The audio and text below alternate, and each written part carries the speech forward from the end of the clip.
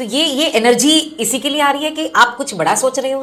तो इतने सारे लफड़े भसड़ों के बीच में हम घुसे रहते हैं, being a growing organisations, challenges चलते रहते हैं, बहुत सी नेगेटिविटी इम्पैक्ट्स रेगुलर आते हैं।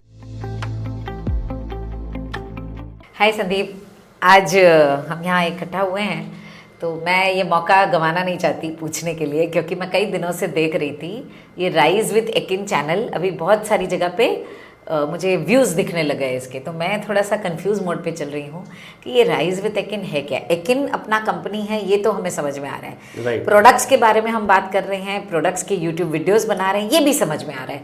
लेकिन ये राइज विद एकिन क्या है, ये मुझे अभी तक समझ में नहीं आया। ये क्यों चालू किया? होता क्या है कि during this journey of Eakin हमने बहुत सारी चीज़ें देखी, सीखी और बहुत सारे चेंजेस, इम्प्रूवमेंट हमने लगातार किए। तो हम चाहते हैं कि ये जो चेंजेस, इम्प्रूवमेंट जो हमने अपने में इम्प्लीमेंट किए उसको हम समाज को दें, सोसाइटी को दें, और हमारे जो एक्सपीरियंस है, जो हमने अच्छा किया वो हम समाज को देना चाहिए। ये हमारी सोच थी। तो जो जो हम अच्छा करते हैं उसको हम इम्प्लीमेंट, जो भी हमने अपने आप को किया और अच्छे रिजल्ट्स आए, हम उसको शेयर कर देते राइज विद एकिन चैनल पे, सो दैट अदर्स जो भी हैं उनको हमसे इंस्पायर हो सके और उससे वो अपना कुछ चेंजेस अपने लाइफ में ग्रोथ कर सके। So that is the reason of rise with Eakin. हम इसमें कोई मोटिवेशनल स्पीकिंग वगैरह नहीं कर रहे हैं। जो भी हमने जो अच्छा किया, जो हमने एक्सपेरिमेंट्स किए, जो हमने अपने चेंजेस किए उसको शेयर कर रहे हैं।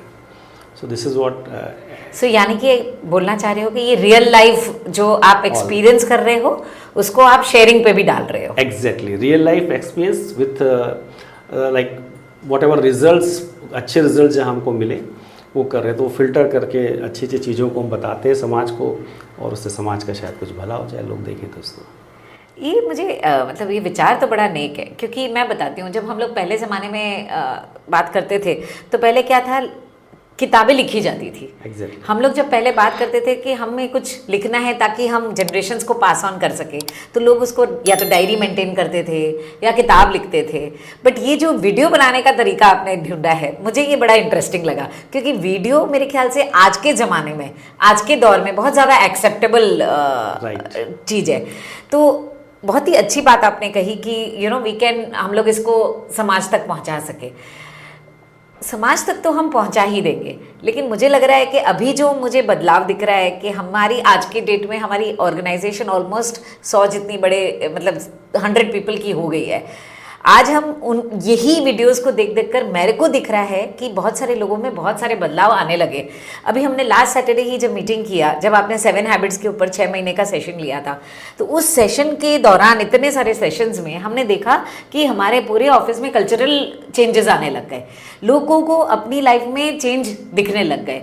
तो मेरा ये मानना है कि ट्रेनिंग्स जो हम इंटरनल चालू किए हैं, प्लस हम ऐसे टाइप की वीडियोस जो हम ओवरऑल एक बाहर दुनिया में समाज के लिए भी बनाना चाह रहे हैं, ये बहुत ही बढ़िया आइडिया है। मेरा ये मानना है कि आप इसको थोड़ी फ्रीक्वेंसी बढ़ाइए, मतलब आप इसको पता नहीं रेगुलर इरेगुलर बेसिस में, जो अगर अभी आप रखे हो तो मुझे लग रहा है आप इसको वीकली बेसिस पे कर लीजिए, क्योंकि मेरे ख्याल से एक एक चेंज की बात अगर हम लोगों तक पहुंचा पाए तो इनको बहुत अच्छा लगेगा, और मुझे लग रहा है कि डेफिनेटली इस पर असर आएगा, और आज नहीं तो कल ही असर होना है, ये मेरा मानना है। तो हमारे सबके अपने बच्चे हैं और हमारे बच्चे भी हमारे वीडियोस देख रहे हैं। right. तो आई एम श्योर कि सबको ये इफेक्ट होगा, आपको भी हो रहा होगा, हमारे भी हो रहा होगा। इसमें और एक चीज छोटी सी मैं पूछना चाह रही हूँ कि कुछ दिन पहले आपने कुछ एक्सपेरिमेंट किया था फास्टिंग का। तो ये जो फास्टिंग का आपने एक्सपेरिमेंट किया था, तो आपने फास्ट, हम लोग जैसे, मैं थोड़ी बैकग्राउंड मेरा जैन फैमिली का है, तो हम लोग हमेशा सोचते हैं कि जब हमारा कुछ वो वीक आता है तब हम लोग 7 दिन का या 6 दिन का उपवास करते हैं। तो आप तो कोई भी वीक नहीं सोचकर आपने 7 से 10 दिन का उपवास कर लिया और बड़ी इजीली किया, और मैं 10वें दिन भी देख रही थी कि आपकी एनर्जी बहुत स्ट्रांग थी। तो ये एनर्जी इसी के लिए आ रही है कि आप कुछ बड़ा सोच रहे हो उस चीज़ को लेकर, क्या हो रहा है, मतलब what is this connected, like ये दोनों? इसमें होता क्या है ना, जब हम लाइक रेगुलर लाइफ के अंदर हमारे साथ इतने बिजनेस में इतने सारे अप्स एंड डाउन्स रहते हैं, तो डेफिनेटली हम अपने मेंटल फिजिकल हेल्थ हमको सही रखनी बहुत ज़रूरी होती है। तो इतने सारे लफड़े भसड़ों के बीच में हम घुसे रहते हैं, being a growing organisations, challenges चलते रहते हैं, बहुत से नेगेटिविटी इम्पैक्ट्स रेगुलर आते हैं, रेगुलर एवरी डे। सो कई बार शायद मुझे ऐसा फील होता है, ज़रूरी होता है कि आपको एक कदम पीछे हटना चाहिए। पीछे हट के आपको कहीं ना कहीं जो भी अपने निगेटिव इम्पैक्ट्स आए हैं और उसको कहीं ना कहीं वापस एक होता ना सर्विस सेंटर पे जाके चीज़ों को वापस स्मूथ करने की वो ज़रूरत होती है। तो ये जो फास्टिंग वगैरह रहता है उसमें इट वाज मोर अबाउट कि आप कुछ विल पावर आपका इम्प्रूव होता है, बिकॉज 8-10 दिन भूखे रहना, आपका फोकस जो डे टू डे वर्क होता है उससे थोड़ा सा हटता है और विल पावर इम्प्रूव होता है। उसके साथ साथ थोड़ा सा ध्यान मेडिटेशन उसके ऊपर फोकस ज़्यादा लिया, तो उससे बहुत सी पॉजिटिव चीज़ें साथ में आई। और पॉजिटिव आने से डेफिनेटली वो जो बीइंग ए लीडर वो हमको डालना पड़ता है नीचे कंपनी के अंदर, क्योंकि इतने सारे लोग हैं और अलग अलग सोसाइटी से अलग अलग तरह से लोग आते हैं, अलग अलग संस्कार है सबके, सब कुछ ना कुछ निगेटिविटी फैलना बहुत ईजी होता है और उसको सप्रेस करना और उसकी जगह पॉजिटिविटी डालना कंपनी के अंदर बहुत ज़रूरी है। तो ये कदम पीछे लिया, खुद को पॉजिटिव किया, खुद की एनर्जी हाई की, खुद को इस लायक बनाया कि वो जो निगेटिव इम्पैक्ट्स आने उसको सप्रेस कर सके और पॉजिटिव थॉट्स सब जगह पूरी कंपनी में डाल सके। सो वो एक रीज़न था कि थोड़ा सा फास्टिंग वगैरह करके शांति से अपने आप को ठीक किया, क्योंकि अगर आप खुद ठीक नहीं हो तो डेफिनेटली आपके साथ वाले कभी ठीक नहीं हो सकते हैं। तो ये चीज़ों को करके बहुत सारे पॉजिटिव एनर्जीज ली और अपने आप को सर्विस सेंटर में जाके पूरा ठीक किया।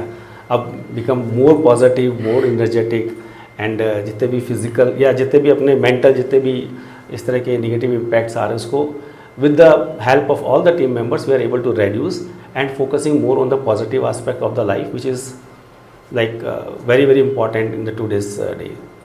आई थिंक ये बहुत बड़ी बात है कि पहले सेल्फ इम्प्लीमेंटेशन एंड देन बातें करना, बिकॉज आजकल कोई ज्ञान सुनना नहीं चाहता है, बट आप जिस मोड पे जा रहे हो आपने खुद वो एक्सपेरिमेंट किया और वो एनर्जी और ऊर्जा खुद के अंदर से जनरेट की। मतलब मुझे लग रहा है कि इससे बड़ा लेसन कोई हो ही नहीं सकता कि we need to step back.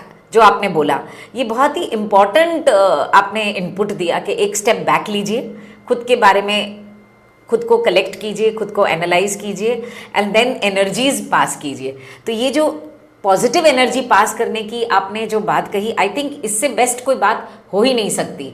I think आप सब बने रहिए ये राइज विद एकिन के साथ, क्योंकि मुझे लग रहा है कि एकिन जिस ओर और ऊंचाई से उड़ रहा है उनके पीछे बहुत छोटी छोटी बातें हैं जो हम लोग सब मिलकर इकट्ठा करके बना रहे हैं, और इस बनने से ही ये जर्नी ही हमारी इंपॉर्टेंट है। यानी कि जब भी हम देखते हैं तो पिक्चर पूरी देखते हैं, लेकिन पिक्चर के पीछे जो मेकिंग है ये उस मेकिंग का दौर चालू है। आप सब बने रहिए इस दौर के साथ, आई एम श्योर हम सब बहुत सीखेंगे इसके साथ। Thank you very much. Thank you Sandeep.